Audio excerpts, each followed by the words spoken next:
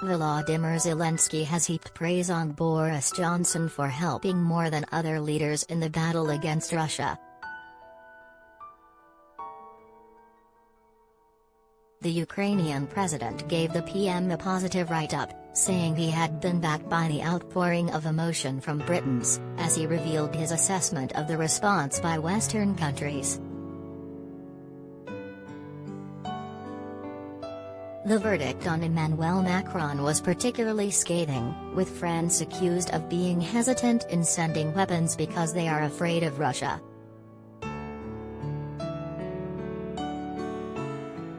Speaking in Kyiv, Mr. Zelensky told The Economist magazine that Germany are making a mistake by trying to take a balanced approach due to deep economic ties with Moscow.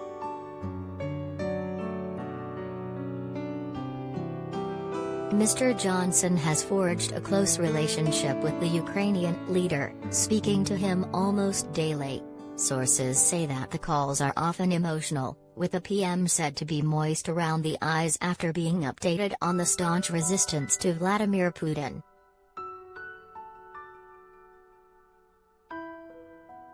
Mr. Zelensky said in the interview that Britain is definitely on our side and is not performing a balancing act, but declined to say whether the UK wants to end the war quickly at any cost.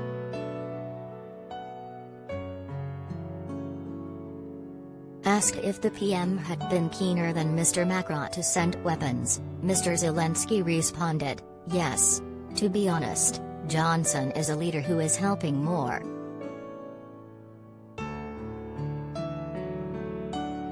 The leaders of countries react according to how their constituents act. In this case, Johnson is an example. Advertisement.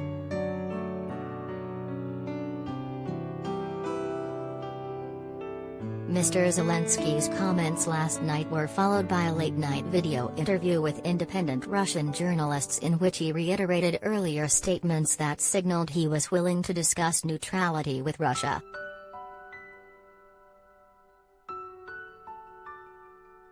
The president added that Ukraine could consider offering security guarantees to the Kremlin involving his government agreeing to stay out of NATO.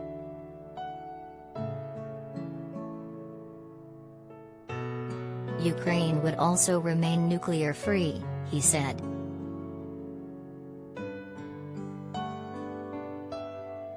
He told the reporters that the issue of neutrality should be put to Ukrainian voters in a referendum after Russian troops withdraw.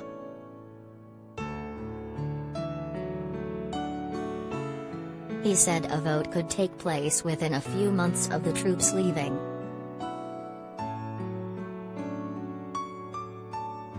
At a summit of NATO leaders last week, Mr. Johnson said sending the tanks and fighter jets requested by Mr. Zelensky would be very difficult logistically but did not rule it out.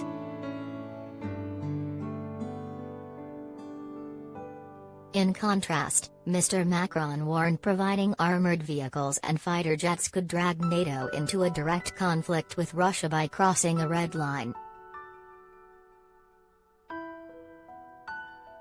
Mr. Zelensky put foreign nations into categories, ranging from those who want the conflict to end quickly by any means so they can keep access to Russian markets to those supporting the Ukrainian people who want the war to end quickly at any cost.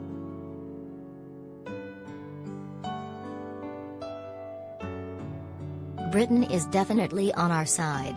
It is not performing a balancing act. Britain sees no alternative for the way out of the situation, he said.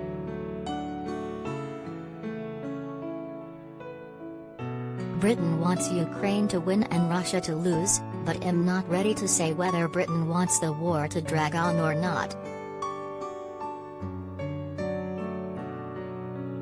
Meanwhile, the UK has distanced from Joe Biden's apparent call for regime change in Moscow, after he said in an impassioned speech that Mr. Putin cannot remain in power.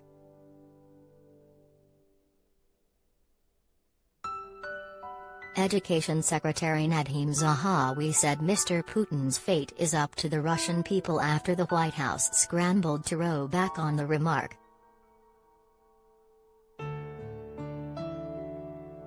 In a highly charged speech in Warsaw, Mr. Biden appealed to Russian people directly with comparisons between the invasion of Ukraine and the horrors of the Second World War.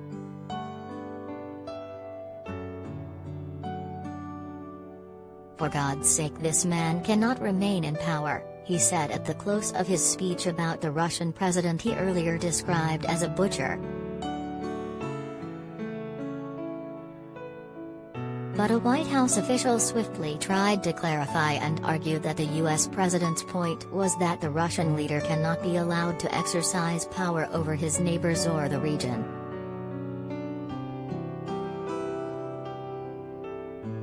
U.S. Secretary of State Antony Blinken insisted we do not have a strategy of regime change, as the Kremlin said it is not up to the Americans to decide who will remain in power in Russia.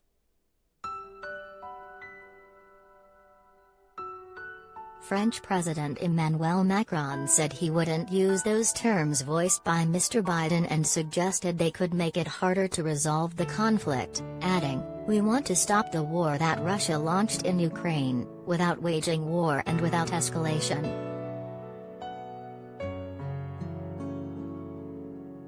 Foreign Secretary Liz Truss has accused Putin's forces are abducting Ukrainian politicians, activists and journalists as Russia fails to meet its military objectives.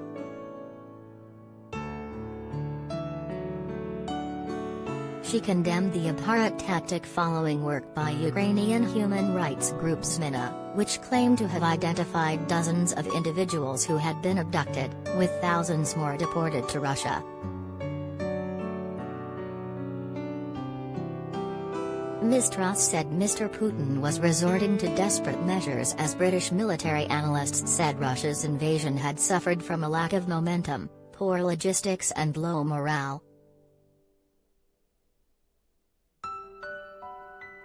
The Foreign Secretary said, "Putin continues to use abhorrent tactics against the Ukrainian people, including abducting innocent civilians. He is not achieving his objectives and is resorting to desperate measures.